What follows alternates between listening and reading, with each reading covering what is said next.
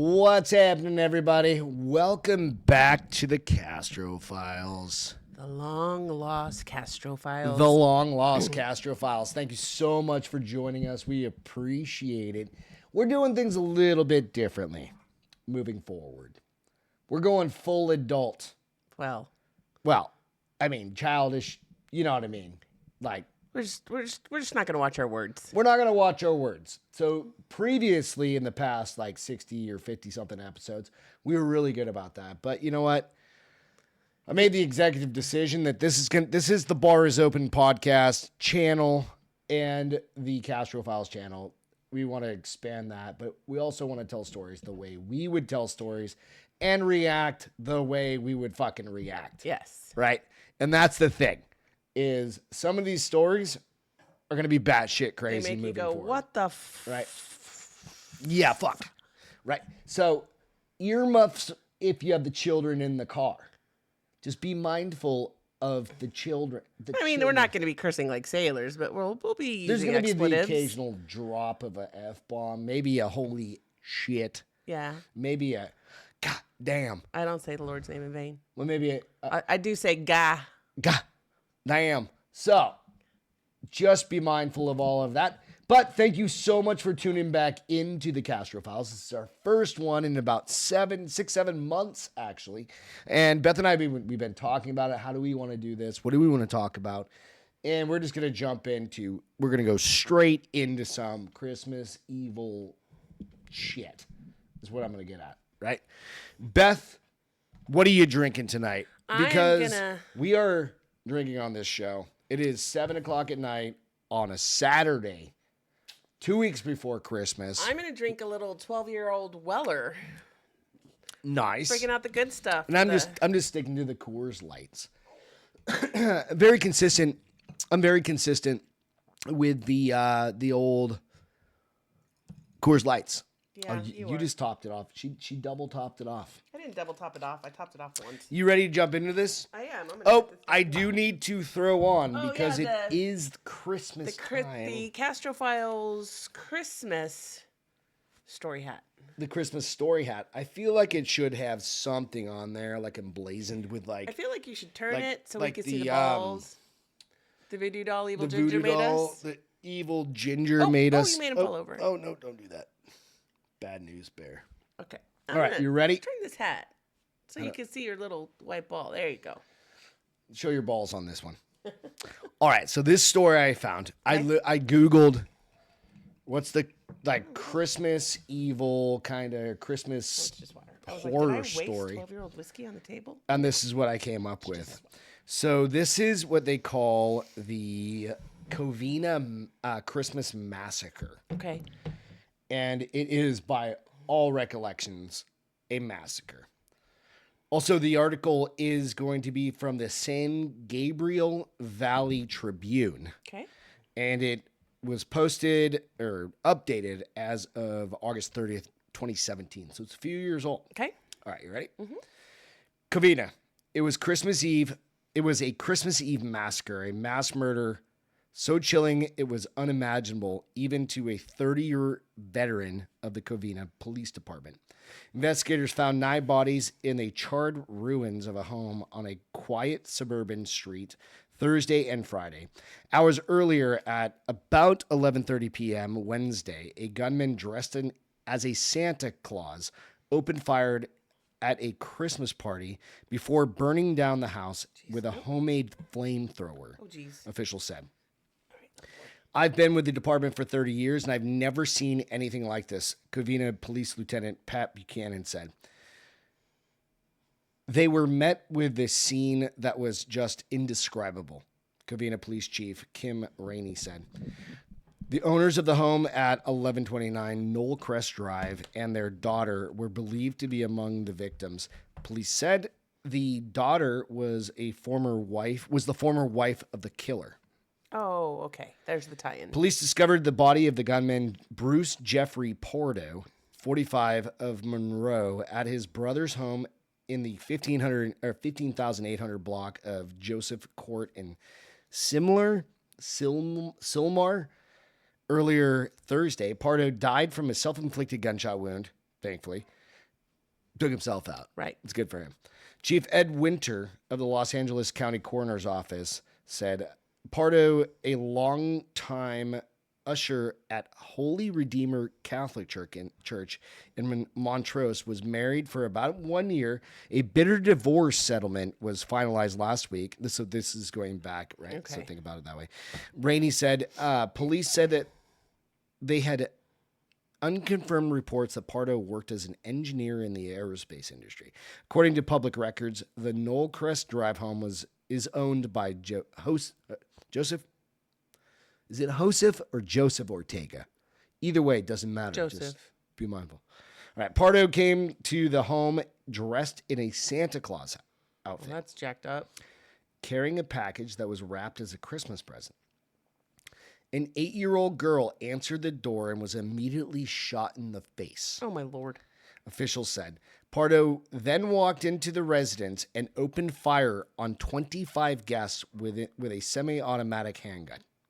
Started fucking It's going. blasting. It's very unclear what ensued after that, as people were fleeing the residence any way they could. Buchanan said some of them ran through doors, some broke windows with furniture, and some jumped out of second-story windows. People who escaped immediately sought refuge at neighbors' homes, where they called for help. Witnesses later told police they recognized Pardo as the shooter. Think of, this dude is in a Santa Claus costume, right? I should probably not have this hat on. It's all right. I'm just saying it is. We still don't exactly know what the device. Oh, I'm sorry. Inside of Pardo's package was a pressurized homemade device that was sprayed a flammable liquid throughout the first level of the home. Rennie said police said they believed that Pardo set the house on fire before fleeing. So he brought something in that package, like turned it on. I'm thinking like a propane tank or something like that. Turned it on and lit it afire. Right. Right. Officers parked across the street and worked their way down the street and saw that the house engulfed in flames. Los Angeles County firefighters battled blaze at the 2-story home, which is located in the middle of a cul-de-sac, in which police described it as an upper middle class neighborhood. Some neighbors said the flames shot as high as 50 to 70 feet. Wow. Right. So the house is fully engulfed at this point. Right. They could hear explosions inside the home as well. Investigators initially discovered 3 bodies inside the home. 5 more bodies were recovered by the coroner Thursday afternoon. The 9th body was discovered Friday morning. So 9 people, like this dude went fucking batshit crazy. Cadaver dogs were brought in to help search the area. It was not clear Friday whether the victims died from fire or gunshots. Right. The nature of the injuries had not been determined. Their bodies were severely burned and charred. Winter said, "We also do not have identities." This is, again, going back. They have to use dental and medical x-rays. Most of the bodies were found in the living room. So, like, he walked in the front door. And just started shooting people, right? Excuse me. The 8-year-old who was shot when she answered the door suffered non-life-threatening injuries, which is pretty incredible. She was shot. I wonder if it went through her cheek. There's actually a Wikipedia page for this. You can go out and look up the Covina Christmas Massacre, and it's on Wikipedia. Mr. Pardo was armed with 4 handguns, Rainey said, and added that all 4 were emptied of ammunition when they were found. So he just went through 15 rounds, so 460 rounds, basically, right? Neighbors and Rainey said the Ortega family apparently had a yearly tradition. This is kind of fucked up, where a neighbor dresses up as Santa and comes to the house and joins in the festivities. Oh, and the neighbor who had dressed as Santa had moved away, though. So they had a specific dude that would do it, and he had moved. Right. So this guy came in dressed, and of course that little girl was like, Santa, right? She's 8 years old. Pardo had no prior criminal record and no previous police activity at Knollcrest Drive house. Like, the dude was just a dude. Yeah. Right? He'd never caused problems before. So far, right. A woman who claimed to be an ex-girlfriend of Pardo said that he attended Cal State. He was a straight A student, Carol Sanchez of Glendoria said she was shocked by the mass killing. He was never like this, she said. She said Pardo had been employed as a computer engineer at JPL. I don't know what company that was. Again, it's a long time ago. But was recently laid off. Divorce records indicate Pardo had been required to pay his ex-wife $10,000. Remember, she's at the party. Right. $10,000 in December 19th. Officials said $17,000 and a plane ticket to Canada were found on Pardo's body. Because he went back, remember, and he went bang, Yeah, bang before to he did himself. that, he'd planned to flee. Right. He was planning to flee. Right. But this is why he didn't. Law enforcement officials said Pardo intended to flee to Canada, but was severely burned before he killed himself. Oh, he hurt himself. He suffered third-degree burns on both of his arms when the device he was using to torch the house Exploded. went off. Authorities said Pardo's Santa suit actually melted into his skin. Ow. Ugh. Residents of about a half a dozen homes were evacuated, of course, because of the crime scene kind of And situation, right? And the fire and everything else. A group of neighbors gathered Thursday to discuss the events of the night. So again, this is 12 years ago. They said SWAT officers ordered them to stay in their homes Wednesday night. The fact that Just so you know, it's 7 years ago. It's 2017. Was it 17? Yeah. Why am I thinking 13? I've got 13 in my brain. Because yesterday was the 13th. Oh, it was Friday the 13th. That's Yeah. why. All right. But this is originally published in 2008. So nonetheless, the fact that he showed up. What? Oh, I'll go back to that in a second. The fact that he showed up at the party with a Santa outfit puts a sick twist on it, right? So, no, the original article was written in 2008. So this is older than 2017. This is just and an there's article. an updated Okay. article for Okay. That's what it is. So this is from 2008. Okay. Right. So with that, like you go to the wiki page. Yeah. Right on this one, and it actually references Silent Night, the movie, right, Oh, yeah. from the 80s, right? I don't know if I ever saw that. It was a Santa fucking massacre dude, right? Like he was a serial killer, but he would just 80s movies were like that, right? Mm-hmm. Like they were just like fucking murdering everybody. Yeah. This dude, I just Googled Christmas horror story, Okay. and this is a real one. Okay. Could you imagine a dude No, having a I mean, Christmas party? so he obviously he got laid out. Like everything just became too much. Like much. the layoff was But the you final don't straw. know because the guy killed himself. Right? He offs himself. So you can't like go. A psychologist can talk do to all him. of the post analysis. But are you really going to know? I Yeah, don't know. no. All right. So this would be a picture of the house. And this is the gentleman right there. Okay. I don't want to call him a gentleman. This is the fuckhead right there that got dressed as a Santa Claus. Yeah. And walked up to the house, brought that propellant, burned the living shit out of himself. Hopefully, you know what I mean? Hopefully it Yeah. was super painful. I'm sure it was painful. Right. And did that. So And he couldn't go to the hospital for help because he was. they knew who he was. Exactly. Like the people knew who Yep. he was. So holy shit. Right? Like you don't know that dude? How big of a party is it? I mean, Christmas parties, you can have a good sized Christmas Yeah, party. especially if they've been doing it for a A while. get together, right? Yeah. A neighborhood get together. And then Yes. you have dude show up. Yep.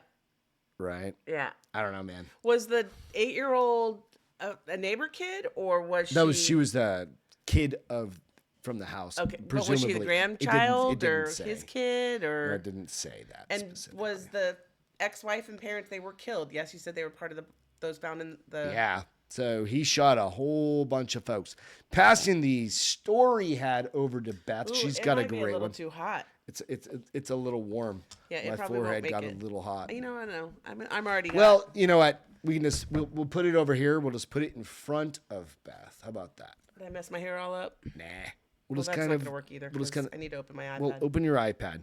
Come on, honey. We'll just move drinks around. We'll get this shit figured out. Thank you so much for hanging out on this Christmas episode of the Castro Files, our first one back in 7 months.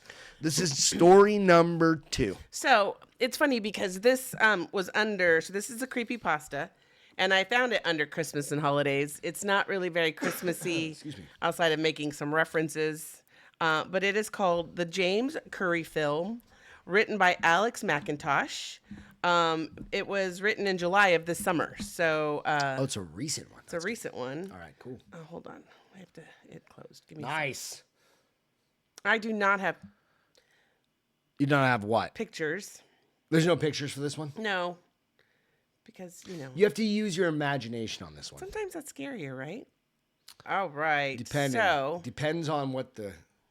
Let's go. you ready? Yep, I'm ready. Okay. So again, it is called the James Curry Film by Alex McIntosh. It was never a dull moment's drive. Scotland was, by definition, a beautiful country of inspiring scenery, majesty, and relentless weather. Evie's old hatchback had taken a beating from the rain and protruding tree branches that flicked across the windshield on this dark and stormy night in December 1996. A single peppermint sweet flicked between her cheeks, and the imposing view of her desired destination made her belly knot up. Over the winding roads, across the blackened slick of sodden fields, a great stately home rested just next to the shore of one of the world's most famous bodies of water, Loch Ness. The sole of Evie's aching foot and her red leather boot pressed gently to brake the car to a squeaking halt, stopped in a large puddle created by the elements of that same day. The occasional bolt of lightning sent an illumination that lit the entire landscape. All right, hang on a second. Slow down. Okay, thanks. Reminder. The dark... We haven't done this in a while. The dark, busy water of the loch, the breaking trees, and the ancient ruins of Urquhart Castle could be seen across the water opposite to the Great Hall. She wiped the fog from her thick-rimmed glasses and leaned forward to observe the wrought iron gate that lay open. It seemed to invite her into the grounds, while two menacing stone, grotesque heads gazed upon her, the creatures themselves resembling that of the elusive beast itself, the Loch Ness Monster. Ooh. Outside the confines of her warm car, the wind screamed down in a rapacious gale. No stranger to extreme Scottish weather, she took a swig of something lukewarm from her plastic travel mug before exiting the car, grabbing a small leather satchel from the boot, also known as a trunk in America, and walking down the snaking gravel driveway towards the foreboding dark residence. Her grandfather used to tell her there was no such thing as bad weather, only bad clothing. He had taken that from an old book of Scottish proverbs and lived firmly by it until his death. Her boots crunched the wet gravel, and beads of heavy rain rolled off her hood. She noticed the old Victorian lamps that lit the driveway, coming in just next to the glistening, wet yet manicured lawn. 2 rooms on the ground floor of the sprawling palace appeared to have lights on. One could be seen lit by an old-fashioned red and green of bulbs that flickered from a Christmas tree. She thought it was a very similar sight to something you'd see in one of those Hammer horror flicks of the 1970s. Ivy tendrils crept up the walls, pointing to cracks in the roof. The sounds of wind wailing and hissing from the shoreline could penetrate ears a mile away from down the narrow path. She grasped the antique iron knockers on the large oak door and banged 3 times. Boom, boom, boom. Her grandfather used to say it was the devil's 3. He had a superstitious about evil coming in 3s. I fucking swear to God, if something like responds, because I just did that I wasn't planning that. We're getting weird smells. We're pretty sure it's our dog's ass around the house. We have a puppy. Okay, I'm going to keep going. I digress.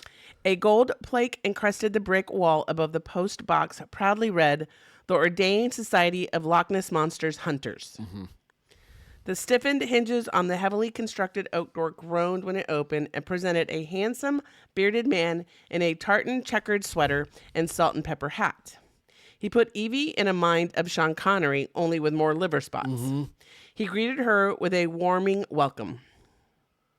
"Let's get you inside and out of the sweater, young lass." I wanted so bad to say that. And like, young lass. In a Scottish. "Let's get you inside out of the weather, young lass." Because you're thinking fucking Sean Connery. Well, I don't think he was Irish, though. No, he's Scottish. So he politely exclaimed. The wind whistled a gale inside the echoed hallway when the door slammed firmly behind her. She thanked her host and pulled back her hood to view her surroundings. "The drawing room is just down the hallway," the man said. "You can make yourself comfortable in there. Are you a smoker?" "No, I don't smoke," she said with an awkward smile, satchel gripped tightly to her hip.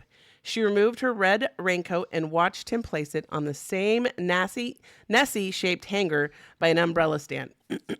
For a man in his 70s, he moved swiftly and energized. Pity, I have some excellent cigars I just arrived this morning from a friend in Nicaragua. Early Christmas present. I'll be with you in a minute. I must make a quick phone call. The wood creaked underneath his strong frame when he hurried down the hallway in his slippers. Evie walked down the opposing large hallway toward the lit room at the end, the water from her sodden boots absorbed by each step on the patterned carpet runner. Each wall sconce lighting the wooden paneled entrance was decorated in dark green and red tinsel. Again, Christmas. The Yuletide merriment seemed like a facade to the dark history of this place that she questioned in her mind. Along with each beautifully wainscoted wall were detailed wood carvings of the mysterious creature making its way toward the drawing room entrance. No whiskey for the kitty.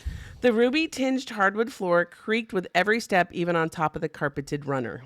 The sheer grandeur of the place was imposing, and Evie tried not to feel vulnerable. Her prior research had suggested it was just the two of them to meet this evening, but with a place as vast as this, one could never be certain. Every room she passed along the way seemed to have shapes in them, shapes with eyes that watched her every move. A gorgeous Christmas tree stood 8 feet tall in the drawing room, wrapped in old-fashioned tinsel with a Nessie head placed on top in place of the typical star or angel. Next to the tree, a large open fireplace snapped and crackled with dry wood. The smell of oak, leather, and fine cigar smoke topped off the seemingly relaxed atmosphere. It smirked of monetary tidings. That's what I was thinking. I was like, this is a rich ass house, right? Cozy would have understated the appearance. It looked just like painting on a Christmas card, yet Evie was not so snug. She was very much aware of her surroundings and had a bound duty to be on her guard in the presence of this man. Her eyes were quickly drawn to the walls, each gallery of pictures and photos with an air of mystery dedicated to the society's supposed findings. Black and white photographs, art, newspaper clippings, and even what appeared to be dried reptilian skin samples. A large bureau and chair sat in one corner of the room that featured a crystal whiskey decanter, and behind that, a huge bay window with a wide view of the moonlit loch itself. This is a rich person's house. This is like a manor. Yes. Yeah.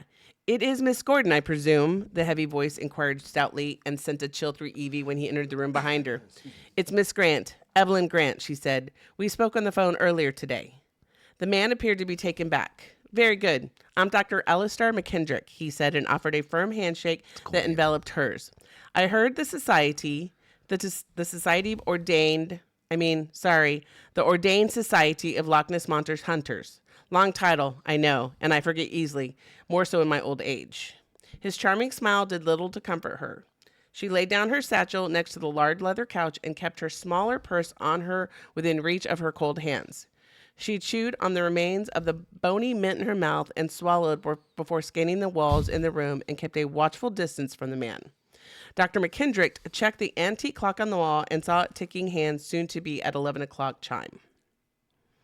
It's hard not to be captivated by this room, he said. It's my favorite in the entire headquarters, and as such, it's where I conduct most of my business.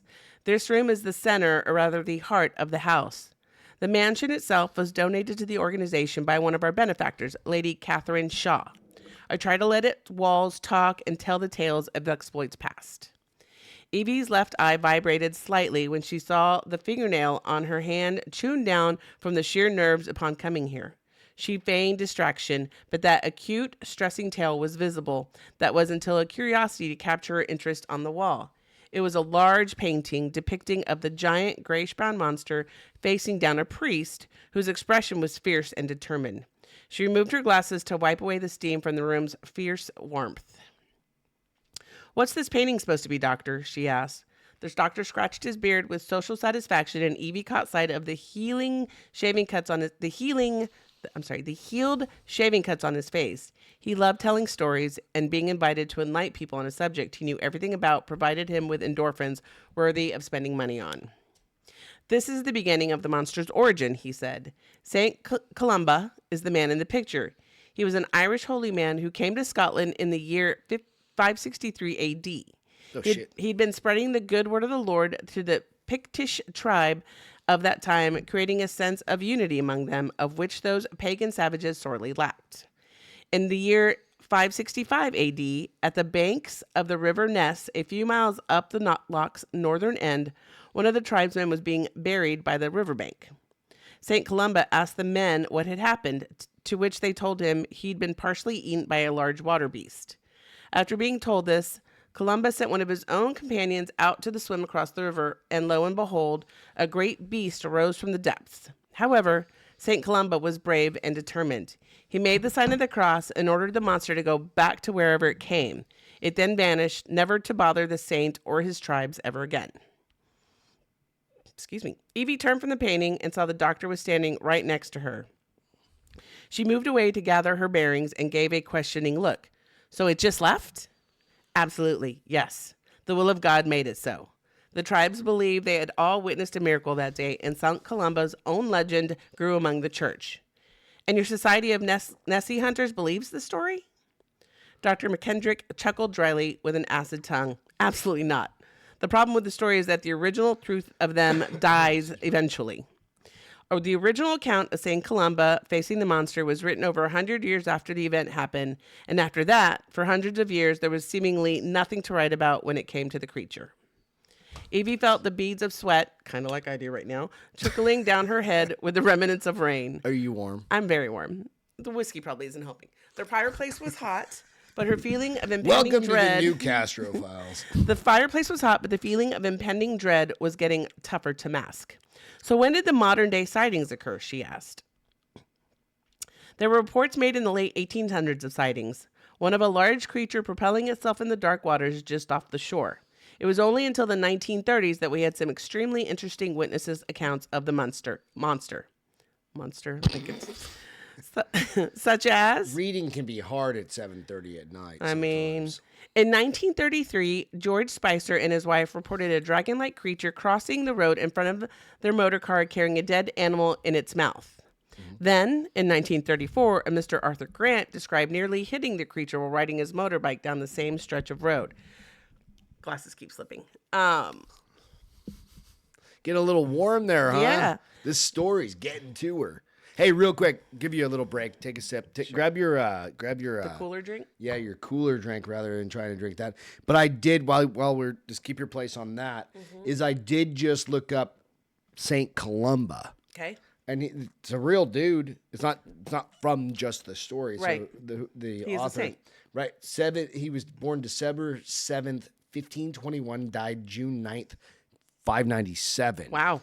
Right? So he was 75 years old. Which is really old for that back in time. the day, right? And I was kind of like just scrolling through and I don't see anything specific. Yeah, to I'm this. sure. It's But you never know, man. Those people like they become saints for a reason. Yeah.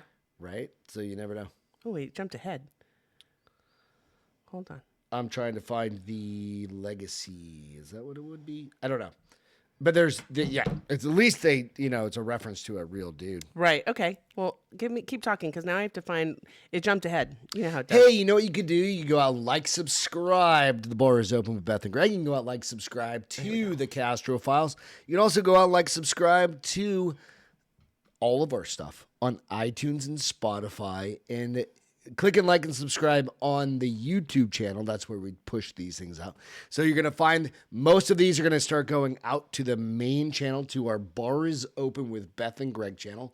We'll share those there. There will be a sub channel that we'll push this out to, which is the Castro Files, but that's a much smaller channel than even our current one. So do us a favor, do that. I have to put my hair up. Beth, are you back? It's like I'm going through a hot flash, Are even you though I back don't in have hot business? flash. Yes. We got this dialed in? Yeah. All right, let's finish this up. Thanks, guys. Thank you for the nice little break.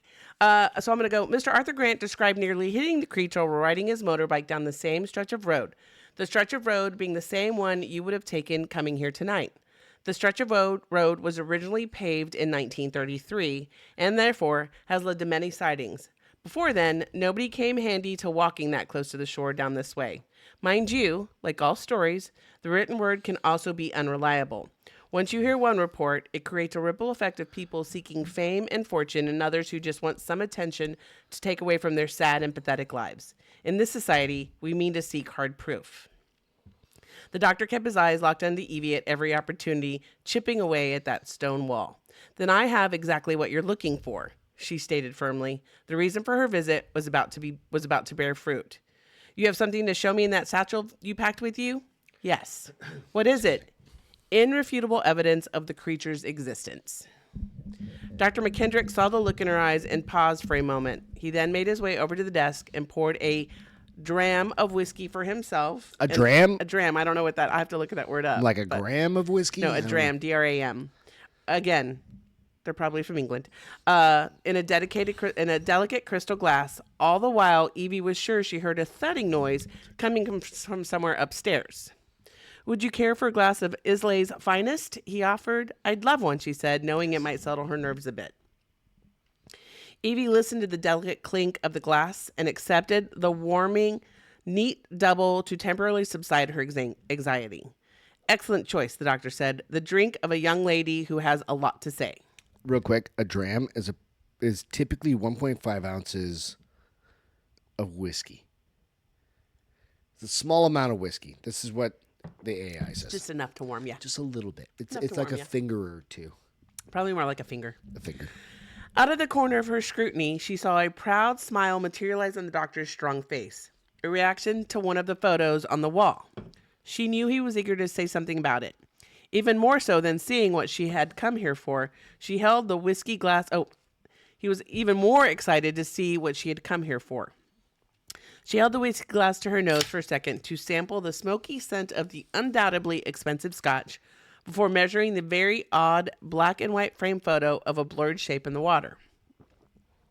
This is one of the very first photos taken of the creature, he said. The original negative was lost, and this picture has deteriorated over time. Nothing to get excited about anyways. Why is that? It's actually a close-up of a picture of an otter, the doctor spoke with an expression of harshness. Fucking old school picture of like the... Why are you holding that, weirdo? Because I feel like sitting back. Oh, okay. Is that the original? No, Oh, this okay. is just a different one. Just wait. Right. Sorry. Why is this so important then? Avie asked. The doctor didn't respond immediately. He was unreadable, almost as though the layers of warmth and hospitality were peeled back to reveal a mold behind the paper wall, a dirty, distinguished ruination. Instead of answering the question, she watched his finger point to the next gold frame photograph on display. The next one here, I'm sure you're aware of. It was the first photograph to show the creature's full head and neck above the water. That's the one I was thinking. Yeah, absolutely. That's the one I'm thinking. Evie placed her whiskey glass on the small table next to the couch and rubbed her eyeglasses once again. She recognized the image immediately as the infamous surgeon's photo, a classic fake taken in 1934. Why the doctor would mention these fakes to her in such fashion made her skin crawl, almost to build up something else. That's when she heard the thud from upstairs again. Doctor, what's that noise coming from upstairs? Evie's tone was nervous. The look on his face was a man possessed with pure animosity. It didn't fit the tone of his voice at all. It was like one of those Italian horror films where the dubbing didn't quite match the facial expressions. Yeah. Old houses sometimes make noises. Nah, I can fuck assure off. you are very much alone here, young lass. Now, look at this next photo. No, you're not alone. Evie took another step back. The next photograph in this curious selection wasn't like the others. Not only was it in color, but it was also very clear. Appearing alongside a wooden deck chair of sorts and on a stony beach by the water was a crystal clear shot of the monster, only this one was different. A gigantic, sloped head resembling that of a large horse, complete with a brown mare bearing sharp canine teeth attached to a long, muscular neck. You could almost see the liquid glistening from its skin. The body was like that of a walrus, blubbery with massive diamond-shaped flippers. It appeared to be facing right at the camera, its black eyes practically staring you down upon viewing it. Evie felt her entire being shiver as if the thing which stood directly in front of her, looking down at her like some sort of plaything. This photograph is only on display here at the Society. You'll never see it in any express newspaper or hear about it on the radio. This photograph here is only one in existence that shows the real creature. The doctor was deliberate in his words, and despite the whiskey he'd been so heartily pouring, he was stone cold sober in his tone. And I think you already know that. Now, I want to see what made you drive all the way here from London in these wee ungodly hours this morning. What do you have to show me? She was careful to take stock of the doctor while she picked up and unbuckled her satchel. Fragrant in its snug confines was the musty smell of something from the past. Her hand firmly rifled through, and the doctor's facial expression became one of mute offensiveness. From the satchel to the oak table, Evie laid out a single VHS cassette tape in a tattered cardboard sleeve cover. It's the fucking Ring video. Shut up. It's the Ring video. What's that bitch on is this gonna video? walk out of that TV right there. What's on this videotape has been canvassed from the original negative, she said with a deep breath, watching the doctor pick it up from the table. Undoubtable proof of the creature. The doctor's eyes slowly locked into Evie's after a brief analysis of the item. How old is this footage? He asked. Dr. McKendrick, this is the James Curry film. The old man was finally taken aback, almost spooked. In a reversal of moods, Evie noticed the reaction and felt her confidence grow in seconds despite the fear she harbored. The doctor's stoic mannerisms were hard to predict. Evie was brought back to the nightmare of her uncle when his dementia in later life caused a violent outburst. This team, with the noise she heard coming from upstairs, caused her to keep her hand firmly lodged next to her purse in defense. The James Curry film is a myth, Doctor stated. Doctor, you're heading an organization dedicated to a lake monster. I hope you realize the irony of that statement. The doctor seemed like a man used to having his way for so long they would barely see the rug pulled out from underneath his feet. Mm-hmm. Well said, little miss, he said. It's just that Mr. James Curry was the byproduct of a local newspaper desperate for a story. Evie smiled assuredly. The doctor was surprised by her confidence until he looked down and saw the pistol she held firmly pointed at him. Oh, shit. Tell me the whole story. Enlighten me, she said, wide-eyed. You've barely been able to contain your nerves all night. Who are you? When the cylinder clicked into place, it was as though the doctor finally took note of his own mortality. Okay, have it your way, he said with a huff. This is what we know here at the Society. The Aberdeen Evening Express published a story about a bank manager named Mr. Curry supposing have captured a video footage of the creature in the 1930s. He said he had over 3 minutes of the most incredible proof, certifiable evidence of the creature's existence. He then locked away the footage in a London bank vault, claiming that he wouldn't release it until, I quote, such matters were taken seriously. The problem we ran into with this whole tale was that there was no actual record of a James Curry ever existing. The article said he had been dead for over 20 years, but there was no trace of a James Curry at any bank in London. The whole article was filled with irregularities. That's because his name wasn't really James Curry, Evie said solemnly with a grown intensity in her movement. I got the original footage from a bank vault in Great Portland Street, London. The vault was my grandfather's. His name was John Douglas. The doctor's mouth seemed to drop along with his eyes, drawing recollection. Evie's expression had become one of deep-rooted anger. In about 10 minutes, the other members of society will be here, he said firmly, and my staff upstairs won't be too happy getting awoken by a gunshot. There's nobody upstairs, I remember he said that. Evie stood her ground. Let's watch the tape, shall we, Doctor?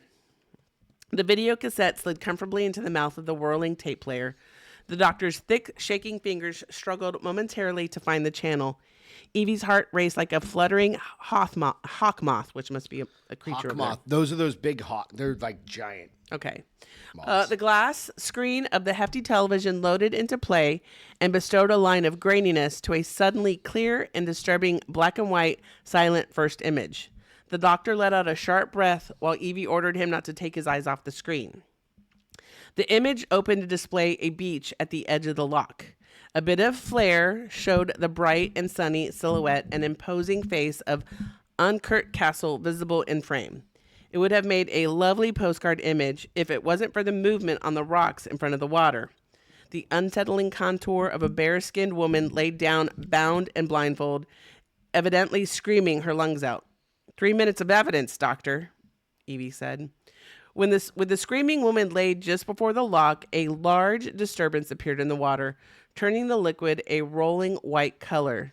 Seconds after, an enormous horse-like head emerged from the lake and No, the slowly fuck way. moved towards the shoreline. This is not a real story, is it? It's creepypasta. Of course not. It's a real story.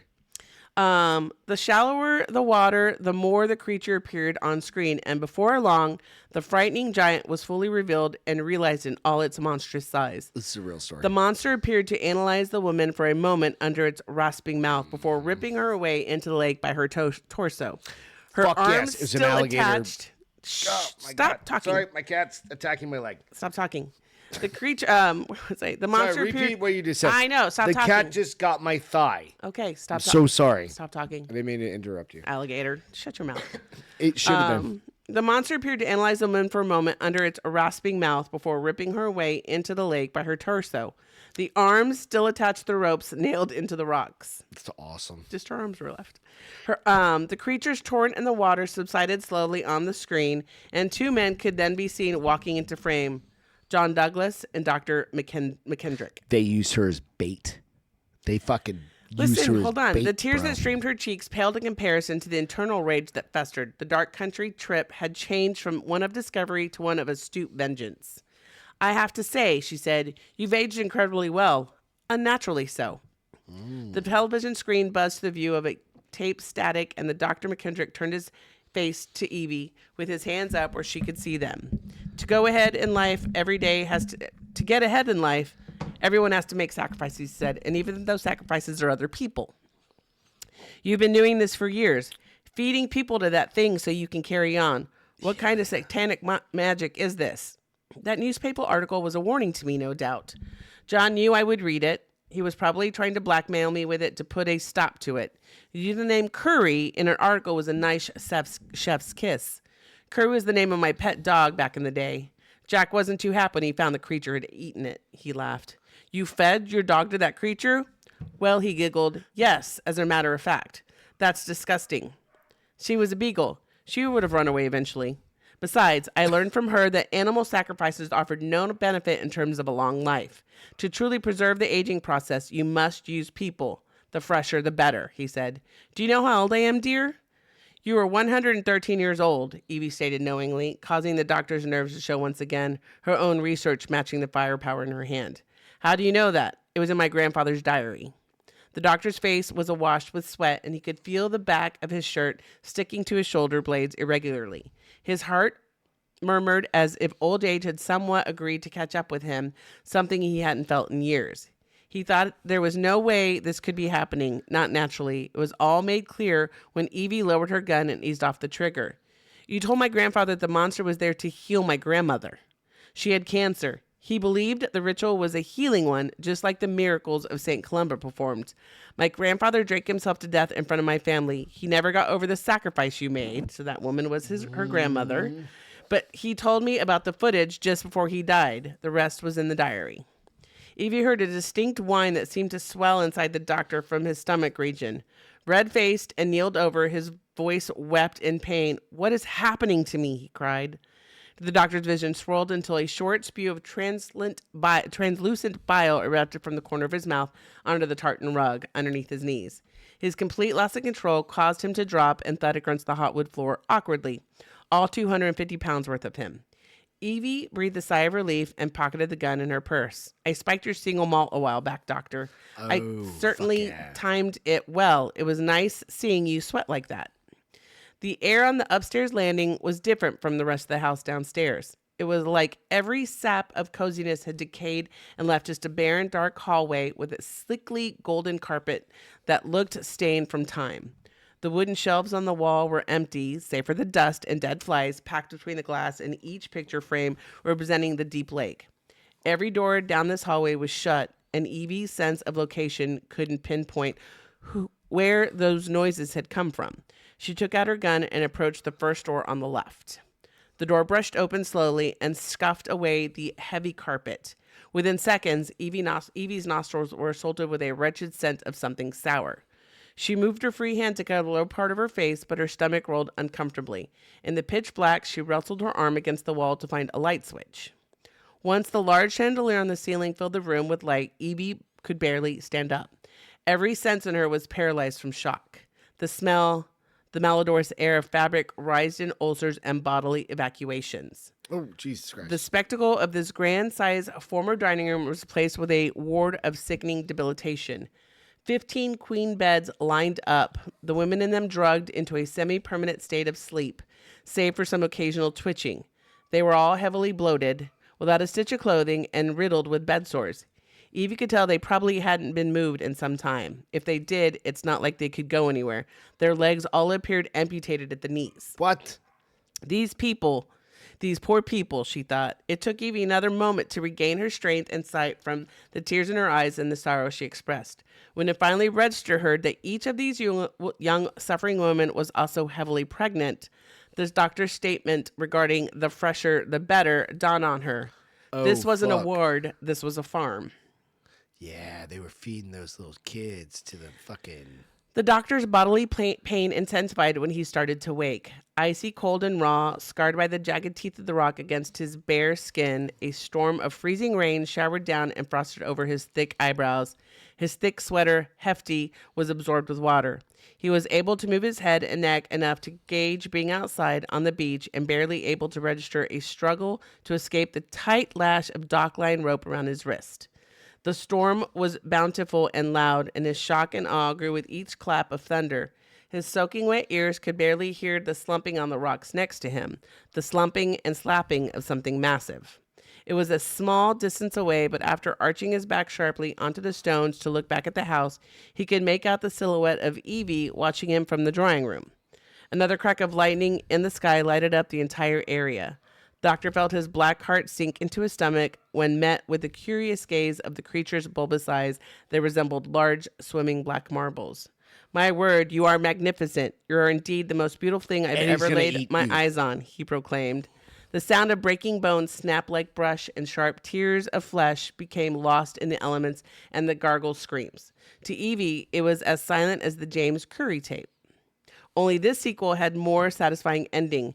She looked over to another frame on the wall, one which showed McKendrick's doctorate proudly displaying his credentials as an orthopedic surgeon. At that moment, she felt a wave of something come over her body, 10 times more powerful than any feeling of excitement she'd felt in her life.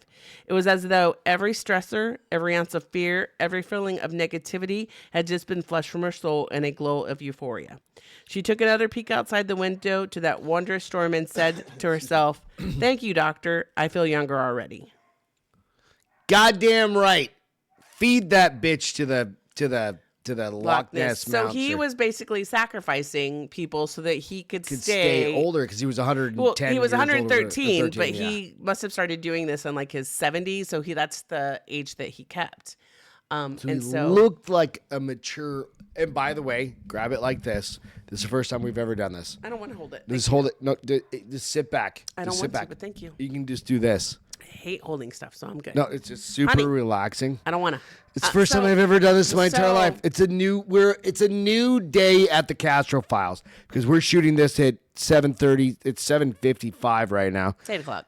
8 o'clock. This makes me wonder when I read this. So he had all those rooms up there. Were they all filled with bodies, do you think, of women? No, pregnant women without... And who was impregnating them? Without legs below the knee. Yes, but was he impregnating them?